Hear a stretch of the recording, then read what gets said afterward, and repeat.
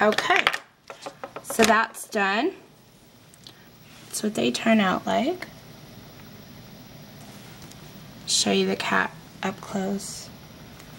You can see that. Okay, now I'm going to use my noisy heat tool to dry them.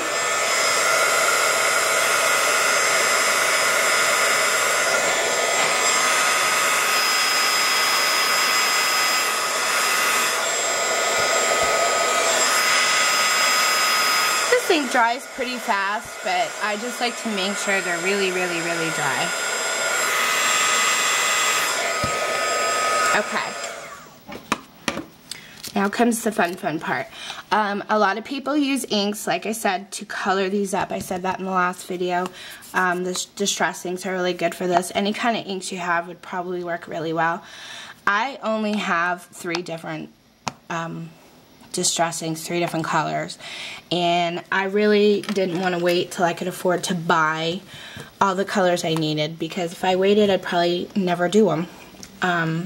So I have my markers. These are Marvy markers, and I don't use the tip. I just use the side and kind of rub some ink on my sponge, and then I start inking them up. And you just kind of want to randomly add your color all around wherever you like it. Okay, so I added my purple to that one. Actually, this is wine. I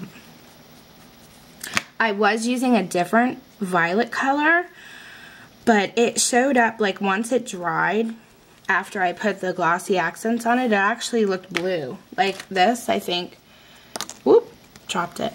This, I think, actually looked blue to me, but it still looked cool, so I kept it. So you see how this is what you do if you have markers sitting around and you don't have any of inks available to you.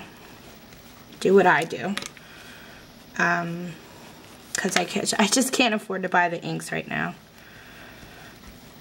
Not all the colors I want anyway. Okay, so I'm done with the purple. I'm going to add some orange into it. And this one I'm using is... I'm not even going to try and pronounce that. Just show you what it is. Okay, so see, I'm adding the orange. Okay. Just randomly all around where I think I might like it.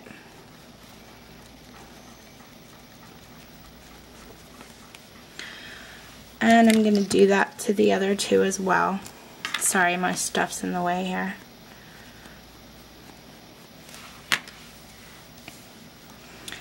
These are so much fun, guys, when you start really getting into making them. Then you start adding, oh, well, maybe I can add this to it. And I decided I was going to add gems to mine. There's a lot of techniques out there where you can add, you know, your metal gears for the steampunk look and all kinds of stuff. So definitely get out there and search and check out different tutorials, because there's a lot of great ways of doing these types of tiles. Okay, and we're going to end it with some green.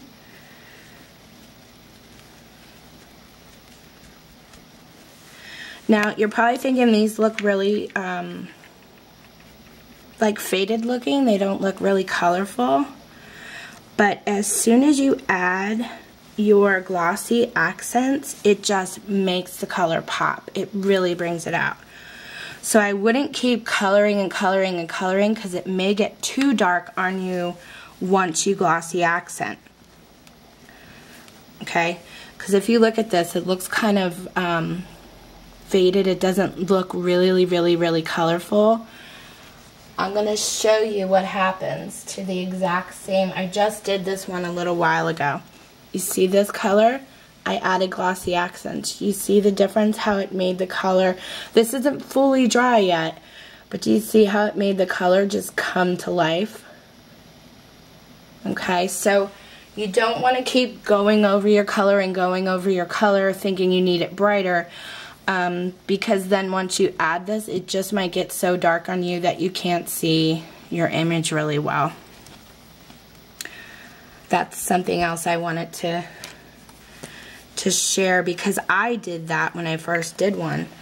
I was like, this doesn't look really colorful, and you know, it just looks like it's soaked into the white paint.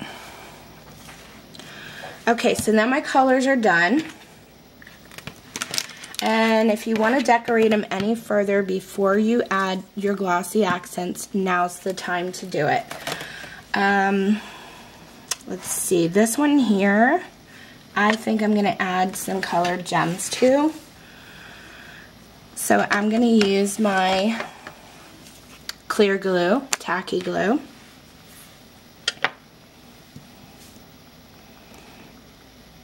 My tweezers.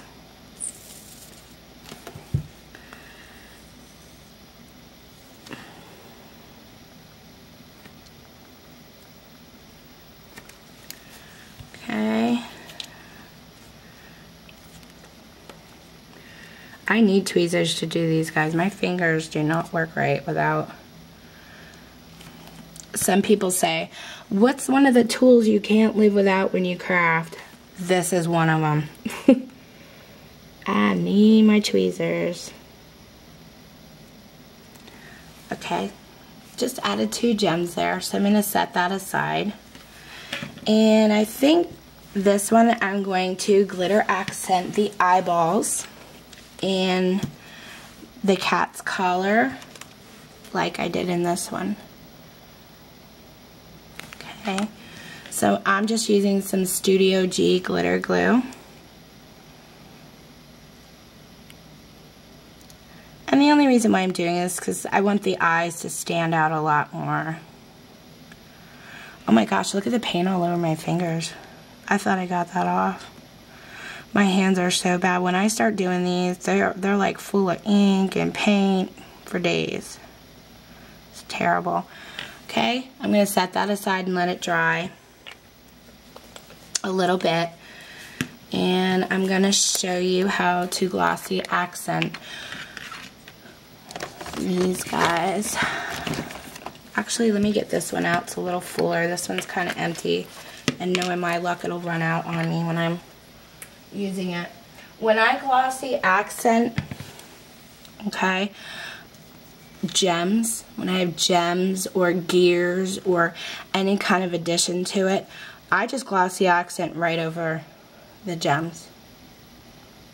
Okay, this one's not completely dry, but I wanted to show you what I do and how it looks. And when they're finished, it looks like this. This one's completely dry. So you can glossy accent right over these. It's not a problem. Okay, so I'm going to start with this one. I usually start on my edge. Oh, where's my pin? My handy pin. Oh, that's the wrong pin. That's my sewing pin. Here we go. Get that open there. Okay. I usually start on the edge and I just work my way around.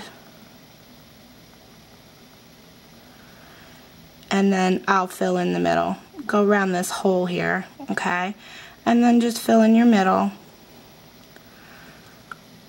And then what you're going to want to do is let it dry on a flat surface for a few hours. I wouldn't even touch these for at least like 2 hours because it's kind of thick what I did there.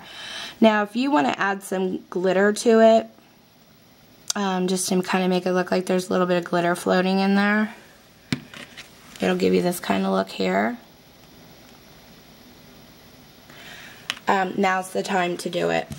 So I'm going to take, don't tilt this too much, okay? Try and keep it as flat as you can. I'm just going to stick my finger in here. This is ultra fine glitter. You can use thicker stuff, experiment with whatever you want, but I like the ultra fine look because it kind of makes it look like it's floating in the the glossy accents. I would only pinch off like a little tiny bit at a time and sprinkle from a distance because you don't want to get it clumped. You know, like keep it moving your hand over the image as you're sprinkling because you don't want to get it clumped into one area too much. Okay, so I sprinkled a little bit on that one. I'm going to set it aside to dry.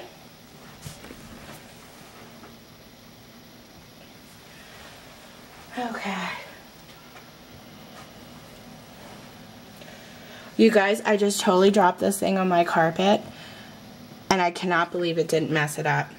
I'm like, I am so shocked it did not mess this up worse because it fell like flat onto the carpet. I'm just going to add a little more glossy accents to it because some of it got on my carpet,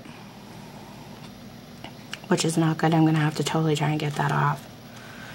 I can't believe it didn't ruin this. This is awesome. Okay, let's set that aside more carefully to dry.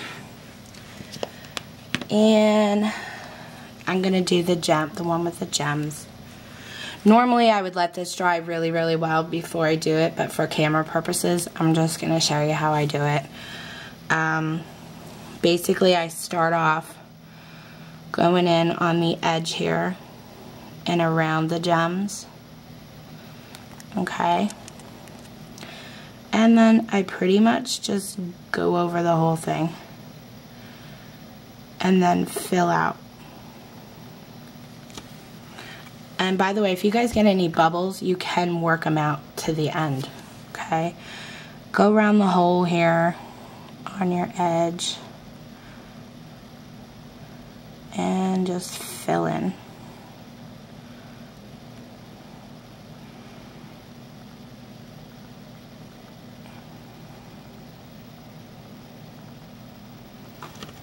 Okay. And I think I'm going to add a little bit of the orange glitter, fine glitter to this one. Like I said, sprinkle from a distance. You don't want it to clump too much in one area. Alright, and I'm going to sit this on a flat surface to dry for a couple of hours. I don't even go near mine. I'd say I leave mine alone usually like a good 3-4 hours, but it probably might. You could check it after about an hour or two, depending on how thick you do it. And the last one, guys, around the hole, around your edges. Hopefully you can see what I'm doing. I'm trying not to get my big fingers in the way. And then fill in.